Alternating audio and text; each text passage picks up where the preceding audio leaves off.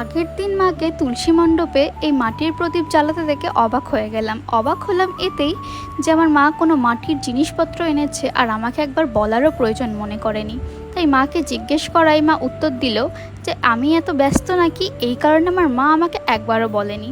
তা বলো যে ঠাকুরের জন্য সময় বার করাটা কি কোনো অপরাধ? একদমই না। তা আমার মা কী ভেবে আমাকে বলেনি আমি সত্যিই বুঝতে পারলাম না। যাই হোক, তা মা বললো যে তখন জিজ্ঞেস করেছিস তা শুরুই করে দে কাজটা। তো দেখো, কাজ করতে করতে তোমাদের সাথে গল্প করছি আর সমস্ত ঘটনাও ডিসকাস করছি। তো আমি এখানে ঠাকুরের প্রদীপের নিচে যে জিনিসটা রাখে, আমি সত্যি বলতে এটা জানি না নাম কি, তোমরা কিন্তু আমাকে জানিও। তো এই স্ট্যান্ডটা আমি সুন্দরভাবে আঁকলাম, আঁকার পর প্রদীপটাও কমপ্লিট করলাম।